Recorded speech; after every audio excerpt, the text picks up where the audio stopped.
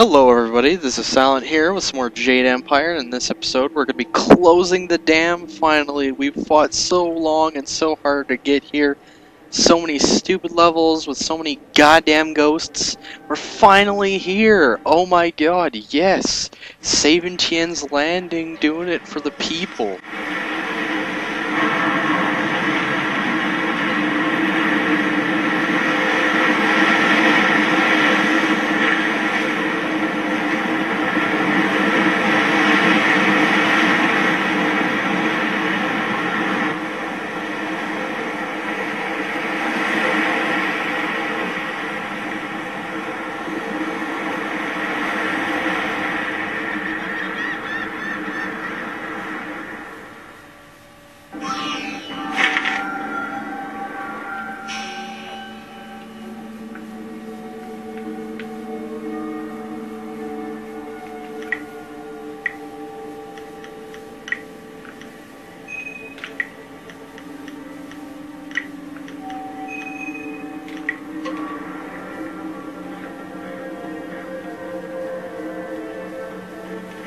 I hope you took a moment to celebrate as you flooded the valley. Whatever you hope to achieve by drowning that sad place will soon be undone. Sergeant, if you will, eliminate this pest. But I like flooding places. That is precisely the idea. I'm sure you are very confident in your skills, but I assure you that these fine men of the Imperial Army are more than your match. The Sergeant knows his place, and he understands that what we assassins do is for the good of the Empire as a whole. If a few people suffer, then they do so for the glory of Emperor Sun. So, we finally closed the dam. And our victory's short-lived because we have to fight with these douchebags, who are a little bit arrogant, I'm not gonna lie. They think they can beat me, but guess what they wouldn't expect in their wildest dreams? A goddamn horse demon. Yeah, that's right. Throwing fireballs and shit, making spikes come out of the ground. Yeah, who would have pictured that shit? I sure wouldn't have. But, I don't know if you guys remember where I got this from. I got this while I was in heaven, you know, fighting alongside the Forest Shadow and her box sisters or whatever. And, I actually used it a little bit in here. Managed to get some kills here with it, which is pretty sweet. And after that, we're done. Like, we're done, seriously done with the dam. All we have to do is go around and talk to people, get our rewards, buy some stuff maybe. And I'm pretty much done with Tian's Landing, except for one more quest I plan to do, which was getting Mistress Vo's Stone Immortal style, which I will get much later. And I'll actually bring it up when I actually get there. But once we return back to the camp, there's going to be a lot of talking, a lot of chatter. So, once again, I am going to have a silence summaries. Baker Bay 2.0 informs us that Captain Ing has already set sail as soon as he got the opportunity. He did, however, keep to his word and part with the money that he promised us. We receive our cash reward for our good deed, and we are warped automatically to the campsite. Dawnstar wonders if there really is no space in Tian's Landing. I guess camping's not our thing, but Black Whirlwind is definitely not afraid to pitch a tent. Sexy.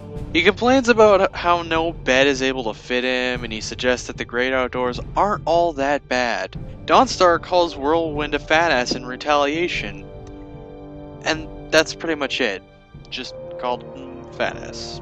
Straight up. Fat Whirlwind laughs at our idea of grabbing extra blankets and says we only need wine. He then asks whether or not we have said wine. Once again, someone fails to note that Ho is standing right there, and then he supplies me with booze. I don't have an alcohol problem, I swear. Dawnstar commends us for closing the dam and saving the town. She says that Master Lu would be proud. She also makes mention that there was many disturbances in the ruins. However, she also says that these spirits are different than the ones in Two Rivers that she spotted, because these ones are more focused and less lost. The topic is partially dismissed, and we begin to talk about Dawnstar's personal problems again. How she was abandoned, how she thinks it was her fault, etc. Dawnstar wraps up the conversation for us and compliments us on our ability to give her strength. And she also goes on about, how she loves talking to us. We go back to conversing with our buddy, Black Whirlwind. He tells us a tale of how two clans were previously at war, and now they were planning this peace treaty, and he was supposed to prevent any further conflict. So if anyone was doing something bad, he would step in. Fights eventually broke out anyway. Whirlwind stepped in and murdered some of the feuding members, and things kinda settled down after that. While the two leaders talked peace, Whirlwind started succumbing to boredom. Eventually a big snag was hit. Both leaders showed interest in a lady, and both were too stubborn to give her up.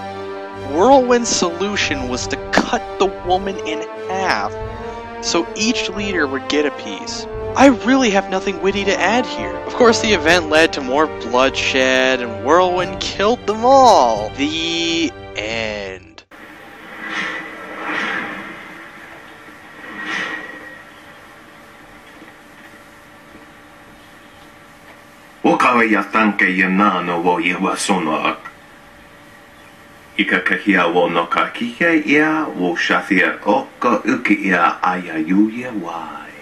Okay, so why does doing the right thing always seem to piss someone off? And why does this asshat feel the need to take matters in his own hands and attempt to kill me? The only beneficial thing that could come out of killing me is more money for your greedy ass, you fucking stupid merchant prick. Well, anyways, he sucks at combat, which is sort of expected because combat's obviously not his specialty since he's a merchant, which, he's more trained in the field of business than anything.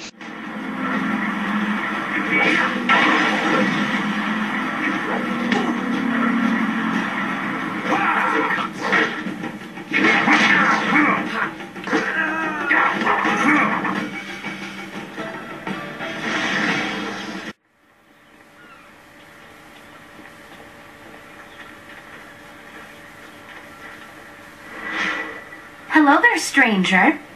The last time I was talking to the town's illustrious leader, he mentioned a young hero who had closed the dam on behalf of the mighty Minister Shang. Good work. Thanks. Regardless, it's good to meet you. I'm Darting Lynx, the acrobat. Unfortunately, I'm not putting any shows on in Tian's Landing, if that's why you're here. Are these erotic shows? You know, feats of balance and precision, delicate routines to shock and amaze. Whatever brings some silver, really. I travel around the countryside putting on acts and sometimes teaching people a few tricks. Hey, now that I think of it, you're a warrior, right? I may not be putting on any shows here, but I could teach you a few techniques to improve your balance and speed if you're interested. I'd be happy to. I'll be leaving Tian's Landing someday soon, and silver always helps the trip go smoother. Let's see what I can teach you. So we finally get to use our money from Ing to buy random shit from this circus freak who puts on sexy shows in her free time. Swallows Grace, you're gonna be swallowing something, oh yeah. Perverted jokes aside, you don't have to buy stuff from Darting Lynx, just, anything that'll help you in the long run. You got lots of silver to spend. You don't really need a whole lot of styles. You can actually get most of the ones you want from the Imperial City after doing some quest type stuff. Anyways, the last person we are going to talk to is Minister Shang. So, he can thank us and reward us for saving his town of Tian's Landing. So yeah. Are you getting...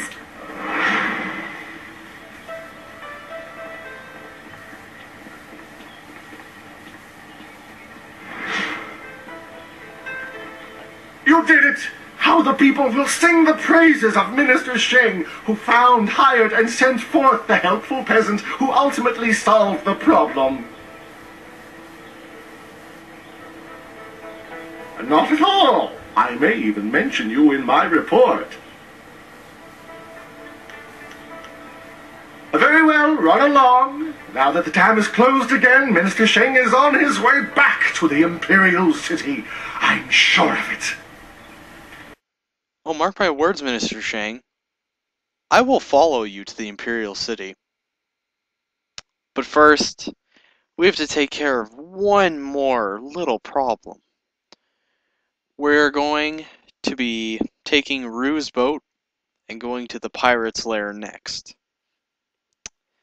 So, hope you guys enjoyed this video, and hope you guys like the little silent summaries there. I thought that would be a little nice thing to have there.